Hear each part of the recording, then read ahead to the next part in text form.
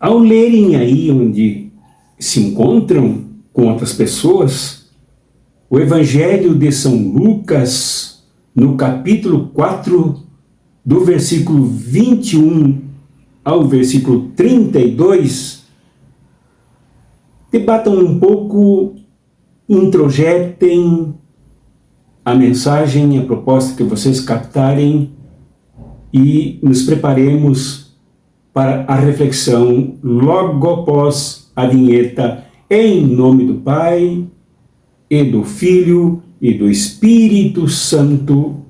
Amém.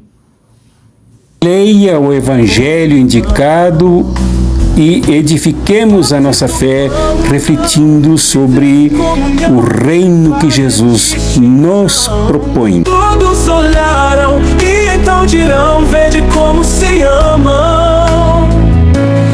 Este Evangelho aí indicado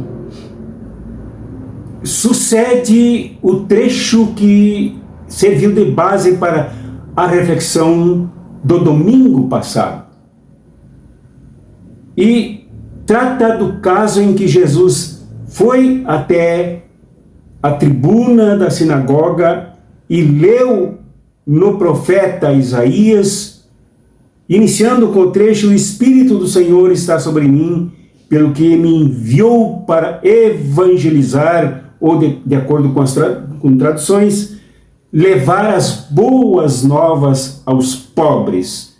Daí há uma lista de quem são estes pobres.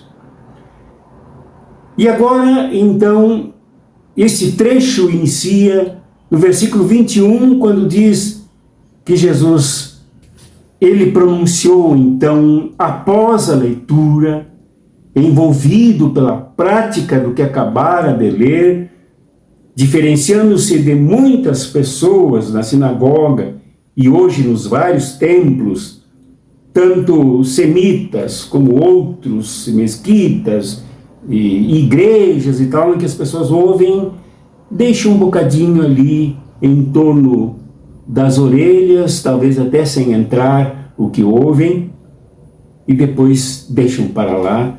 Jesus, pelo contrário, assumiu o que leu, tanto que, segundo o registro de São Lucas, ele afirmou: neste dia se cumpriu esta escritura em vossos ouvidos.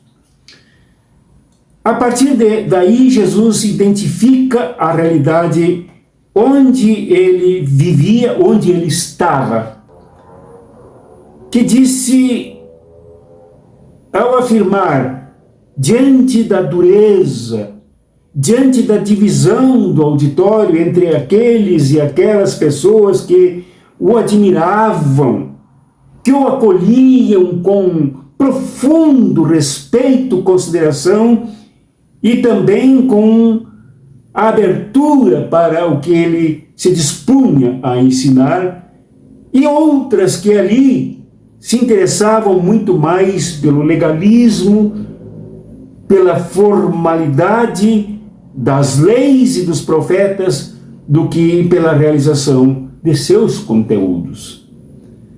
Nessa divisão, Jesus então sentiu a dureza e afirmou taxativamente, se referindo a dois nobres profetas conhecidos aí deste auditório: muitas viúvas existiam em Israel nos dias de Elias, quando o céu se fechou por 3 anos e 6 meses, e houve grande fome por toda a terra. Ora, quem era esta viúva, que não aquelas, muitas de Israel? Era uma dita pagã, uma dita gentílica, gentia, que vivia fora do controle legalista de Israel. No entanto, foi para lá que o profeta se dirigiu. Foi para lá que Deus, o gerador da profecia, o conduziu para permitir que a viúva se alimentasse, pois ela passava fome juntamente com uma criança, e ele também partilhar do mesmo alimento que produziram para o momento deste encontro. Ela era gentia. Ele deixou as viúvas de Israel fechadas na sua dimensão racial, na sua dimensão legalista, e foi para uma gentia aberta ao profeta. E o outro profeta que Jesus também considerou como importante mencionar diante desta divisão do auditório, divisão da sua cidade de Nazaré e dessa resistência à mensagem dele, foi com referência ao profeta Eliseu, que também deixou os muitos e muitos leprosos em Israel e se dirigiu para um outro local para receber um sírio que não era judaico, que não era judeu, não era semita, o Naamã, um general importante do exército considerado inimigo, que foi curado pelo profeta Eliseu, banhando-se no rio Jordão. Então, diante disso, os sentimentos deste auditório dividido mudaram, começaram a mudar ali mesmo, enquanto Jesus fazia essas declarações, afirmando muito mais o potencial e o poder de acolhimento dos estrangeiros do que aqueles que deveriam ser os primeiros na escalada da recepção do Messias, que realiza a profecia agora, logo após a leitura do texto que colocara diante da comunidade desta sinagoga. Todos na sinagoga se encontravam admirados pelo que Jesus dizia. No entanto, quando ele afirmou que a boa nova era para os pobres, que vinha em forma inclusive de reivindicação, de afirmação, de proclamação do perdão de todas as dívidas destes pobres da Palestina, e quando Jesus afirmou categoricamente o seu projeto abrangente aos gentios, aos pagãos, o seu caráter universal, com base na prática daqueles dois profetas, mudou o sentimento auditório, ou pelo menos uma parte dele predominou sobre a outra. E a unidade em torno da admiração diante de tanta sabedoria, de tanto comprometimento com os pobres, de tanta compreensão acolhedora com os estrangeiros, com os diferentes, com o outro que não pertencia à mesma religião, à mesma etnia, aos mesmos dogmas, aos mesmos mandamentos, à mesma leitura dos mandamentos, à mesma leitura dos profetas. Então aí predominou a violência. E Jesus foi agarrado, levado à força para fora do auditório e levado diante de um abismo, com a intenção de um grupo dominante na sinagoga jogá-lo precipício abaixo para morrer, enquanto se batia pelas pedras, se machucando e morrendo no fundo do abismo. Nesse instante, Jesus, diante do abismo, passa pelo meio deles, deixa entre eles os preconceitos arraigados, congelados, consistentes resistentes ao novo, à boa nova, a mensagem acolhedora, a mensagem construtora de uma nova civilização, a mensagem organizativa do verdadeiramente humano, o humano qualificado, o humano aberto, o humano dinamizado, o humano preenchido pela novidade da boa nova, da evangelização. Contraditória esta evangelização, esta boa nova, contraditória à boa nova de César, a boa nova do Império Romano, associada aos interesses desse tipo de resistentes no templo, na sinagoga. César também tinha a sua boa nova que era preenchida de invasão, preenchida das notícias, dos novos decretos, as novas medidas para dominar ainda mais.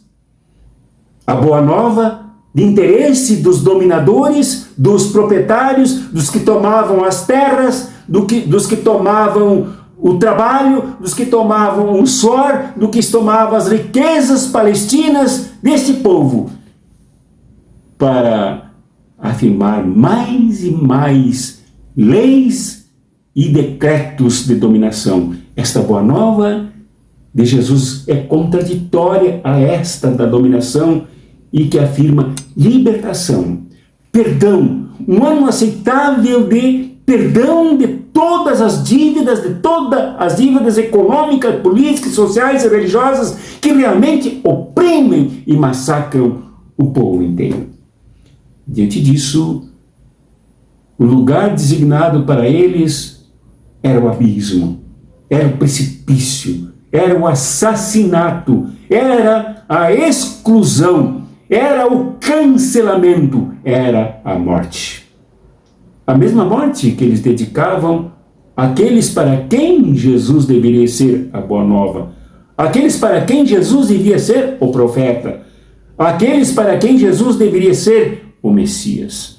Estes sempre prontos a concordar com o legalismo vazio, com o legalismo associado aos decretos de César. Estes não aceitaram o que Jesus proclamava, não aceitaram a admiração popular por Jesus, não aceitaram o que já acontecia lá em Cafarnaum, que já acontecia em toda a Galileia, quando Jesus era acolhido, amado, admirado, porque vivia e lutava no meio do povo. É um texto riquíssimo que deve nos tocar profundamente, com as seguintes perguntas. Primeira, qual desses caminhos o Ocidente vem seguindo desde sempre? O Ocidente colonizador, o Ocidente imperialista, o Ocidente que abocanhou a religião como processo de calamento, de ensurdecimento, de silenciamento dos pobres amados por Jesus, dos pobres escravizados, dos pobres submetidos à mais cruel das explorações. Qual tem sido a postura do Ocidente dito cristão? Durante a ditadura se proclamava esse Ocidente e os costumes cristãos ocidentais. E quais são eles?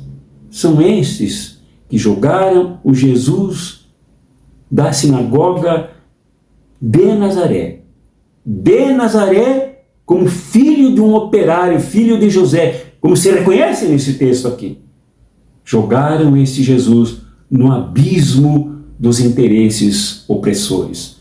Jogaram este Jesus em favor da escravatura. Jogaram e jogam este Jesus em favor da exploração da classe operária.